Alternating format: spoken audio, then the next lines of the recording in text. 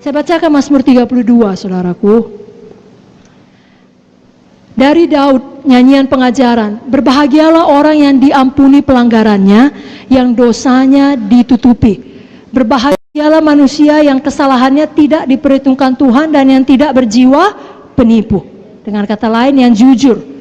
Ayat 3 dan 4. Selama aku berdiam diri, selama aku tidak mengaku dosa, selama aku tetap diam, tulang-tulangku menjadi lesu karena aku mengeluh sepanjang hari. Sebab siang malam tanganmu menekan aku dengan berat, sumsumku menjadi kering seperti oleh teriknya musim panas. Lalu ayat 5 dia berkata, dosaku kuberitahukan kepadamu, kesalahanku tidak kusembunyikan. Aku berkata, aku akan mengaku kepada Tuhan pelanggaran-pelanggaranku, dan Engkau mengampuni kesalahan karena dosaku. Apa maksud ayat ini? Selama kita tidak jujur pada Roh Kudus, kepada Tuhan, kita yang menderita. Bukan Tuhan tidak tahu dosa kita. Tuhan tahu pikiran kita dari jauh. Pemazmur berkata, Engkau tahu, Kau menyelidiki batinku. Tuhan tahu kalau kita berpikiran kotor. Tuhan tahu kalau kita berpikiran jahat. Tapi kalau kita pura-pura saja, kita melayani saja, atau apalah, kita diam-diamkan, kita yang menderita. Badan kita pun ikut menanggungnya. Lalu Daud berkata, dosaku kuberitahukan, dan Tuhan mengampuni. Tuhan memulihkan. Jadi malam ini saudaraku, saya ajak kita untuk jujur pada Roh Kudus. Apakah kita cintakan uang? Apakah kita tidak sungguh-sungguh melayani KKS kita? Kasih kita telah menjadi dingin. Kita nggak peduli, datang nggak datang, situ kau, aku pun punya hidup. Aku pun perlu cari makan. Sudah dihubungi, aku sakit, doakanlah aku. Iya, aku doakan, tapi nggak kita doakan. Tapi kita nggak jujur di hadapan Tuhan. Malam ini jujurlah.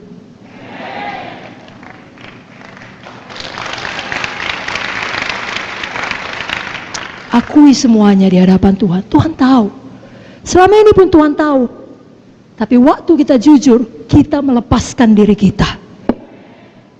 Lalu mulai dengan setia ikuti proses pemulihan saudara dari ikatan dosa itu. Karena sama seperti saudara tidak terikat dalam satu hari, kan? Betul? Betul? Tidak ada orang dalam satu hari langsung terikat narkoba. Tidak ada orang dalam satu hari terikat pornografi. Nah, kerap kali proses pemulihan pun ada, perlu waktu.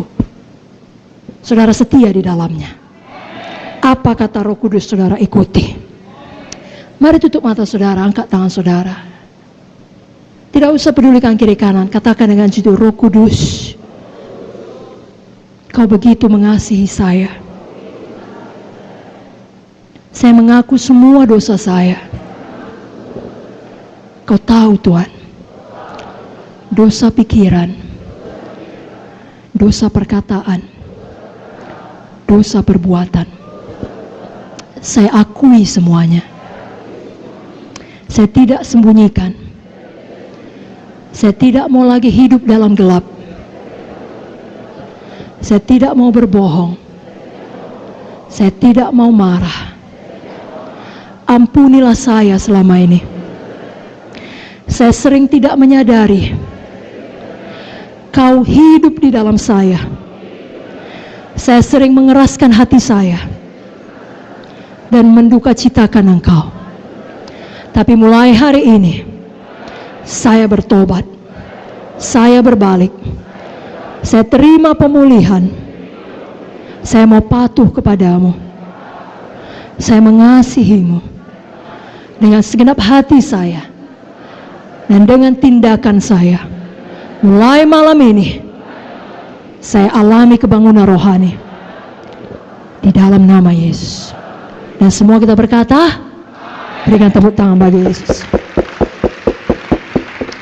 Baik, itu poin yang pertama, Roh Kudus seorang pribadi. Jangan kita duka citakan. Poin yang kedua, Roh Kudus itu adalah Tuhan sendiri. Roh Kudus adalah Tritunggal. Sama seperti Allah Bapa dan Allah Anak, Tuhan Yesus. Roh Kudus tidak lebih rendah kedudukannya dibandingkan Bapa ataupun Tuhan Yesus. Sama, 3 dalam 1, 1 dalam 3. Saya bacakan satu ayat saja. Kisah 5 ayat 3-4 mengenai Ananias yang mendustai Roh Kudus. Apa kata firman dalam Kisah 5 ayat 3-4? Tetapi Petrus berkata, Ananias, mengapa hatimu dikuasai iblis sehingga engkau mendustai Roh Kudus dan menahan sebagian dari hasil penjualan tanah itu? Selama tanah itu tidak dijual, bukankah itu tetap kepunyaanmu? Dan setelah dijual, bukankah hasilnya itu tetap dalam kuasamu? Mengapa engkau merencanakan perbuatan itu dalam hatimu? Engkau bukan mendustai manusia, tetapi mendustai Allah. Ananias mendustai Roh Kudus sama Ananias mendustai Allah. Jadi jangan ada persepsi yang salah dalam pemikiran kita bahwasanya Roh Kudus itu ya lebih rendah sedikit dari Bapa atau dari Tuhan Yesus. Tidak, mereka adalah satu.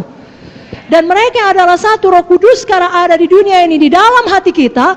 Dan firman Allah menyatakan roh yang ada di dalam kita lebih besar dari semua roh yang ada di dalam dunia ini.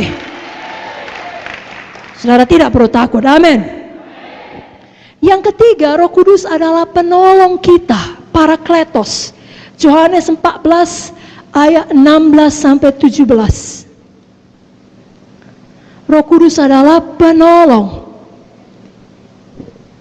Mari kita baca sama-sama, Bapak Ibu Saudara siap?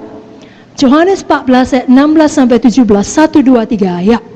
Aku akan minta kepada Bapa dan Ia akan memberikan kepadamu seorang penolong yang lain supaya Ia menyertai kamu selama-lamanya, yaitu Roh kebenaran. Dunia tidak dapat menerima Dia sebab dunia tidak melihat Dia dan tidak mengenal Dia, tapi kamu mengenal Dia sebab Ia menyertai kamu dan akan diam di dalam kamu, di dalam kita, di dalam saudara. Ada Tuhan di dalam saudara, ada Roh Kudus di dalam saudara. Seberapa berat pun perjuangan saudara, Dia tidak pernah meninggalkan saudara. Dia ada di dalam saudara untuk menolong saudara. Untuk menolong saudara. Sebabnya kalau Dia bicara kita dengarkan. Karena maksudnya hanya untuk menolong saudara. Kalau ada orang mau menolong kita, kita terima saudaraku. Amin.